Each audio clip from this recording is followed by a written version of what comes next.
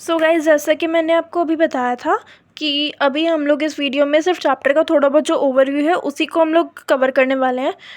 तो इस चैप्टर को स्टार्ट करेंगे तो रिप्रोडक्शन के हम लोग इसमें बहुत बेसिक से होके चलेंगे, क्योंकि इसमें बिल्कुल भी मैं अज्यूम करके नहीं चल रही हूँ कि आपको इतना तो आता ही होगा एंड ऑल।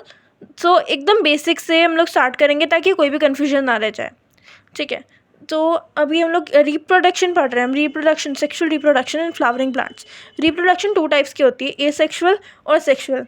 सेक्सुअल रिप्रोडक्शन में 2 पेरेंट्स इन्वॉल्व होते हैं और एसेक्सुअल रिप्रोडक्शन में सिंगल पेरेंट। यहाँ पर अगर हम लाइफ साइकिल की बात करें तो लाइफ साइकिल में हमें एक सब टॉपिक है लाइफ स्पैन, जो कि है बर्थ टू नेचुरल डेथ। यहाँ पर बर्थ टू नेचुरल डेथ इसीलिए लिखा है क्योंकि आजकल जो मॉडर्न टाइम में बहुत सारे सुसाइडल केसेस भी आते हैं, तो उसको लाइफ साइकिल में तो नहीं काउंट कर सकते क्योंकि लाइफ साइकिल नेचुरल फिनोमिनन है। सो लेट्स सी, यहाँ पर लाइफ साइकिल में 3 हमें फेजेस देखने को मिलेंगे: vegetative phase, reproductive phase and senescent phase.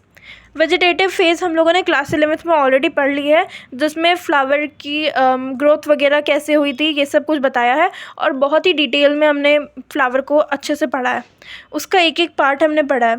Reproductive phase हम लोग यहाँ पर अब पढ़ने वाले हैं।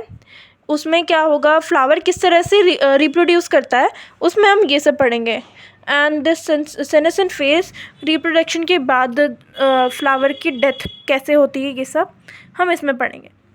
So let's get started with this very first phase, reproductive phase. इस फेज़ में हमें 3 पार्ट्स पढ़ने हैं: pre fertilisation, fertilisation and post fertilisation, जैसा कि हमने चैप्टर के कंटेंट में भी पढ़ा था।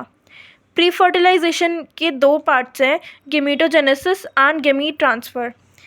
फर्टिलाइजेशन के भी 2 पार्ट्स हैं। फर्टिलाइजेशन में हमें सिर्फ सिंगामी पढ़ना है और पोस्ट फर्टिलाइजेशन में हमें 2 पार्ट्स पढ़ने हैं, that is zygote and embryogenesis. And then we have here pre fertilisation. Reproduction की फर्स्ट फेज़ जो हम लोग स्टार्ट करेंगे वो है प्री फर्टिलाइजेशन। तो इसमें डिविजन्स दिए हुए कुछ बेसिस पे। प्री फर्टिलाइजेशन को कुछ बेसिस पे डिवाइड किया होगा है। तो फर्स्ट बेसिस है इसका सेक्सुअलिटी एंड ऑर्गेनिजम्स। ऑर्गेनिज्म की सेक्सुअलिटी के हिसाब से उसको कैसे डिवाइड किया हुआ है, on the basis of life cycle, कि वो जीते कैसे हैं। सो इसमें फर्स्ट होता है annual, second biannual and then perennials.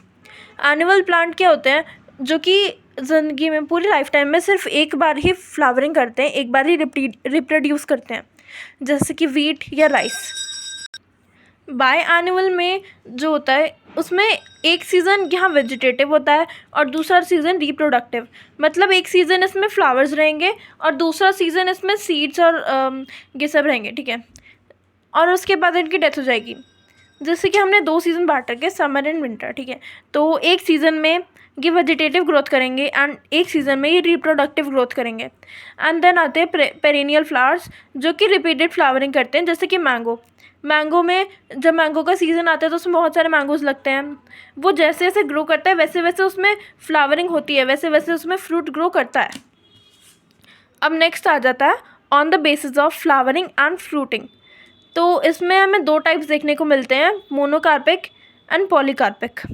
Monocarpic क्या होते हैं, flowering once in lifetime, जैसे कि हमने एनुअल्स में देखा था कि ज़िंदगी में ये सिर्फ उनका जो लाइफ स्पैन होता है वो उसमें सिर्फ एक ही बार फ्लावरिंग करते हैं।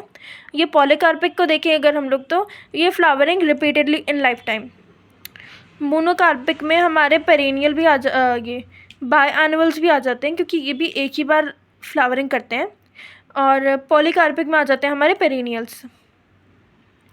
तो पॉलीकार्पिक में एग्जांपल्स अगर हम लोग देखें तो मैंगो और एप्पल और जैक फ्रूट।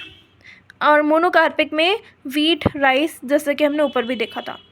अब मोनोकार्पिक में एक एक्सेप्शन भी है, बैम्बू, और ये एक एग्जांपल है जो कि थोड़ा इम्पॉर्टेंट है नीट लेवल के हिसाब से, और ये हमें लर्न करना पड़ेगा।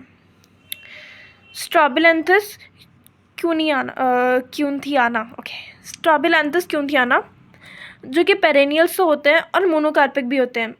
मतलब कि पेरेनियल्स की कैटेगरी में भी आते हैं और मोनोकार्पिक की कैटेगरी में भी आते हैं।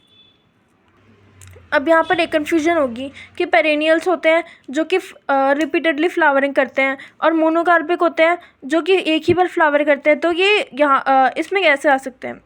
तो इसका आंसर है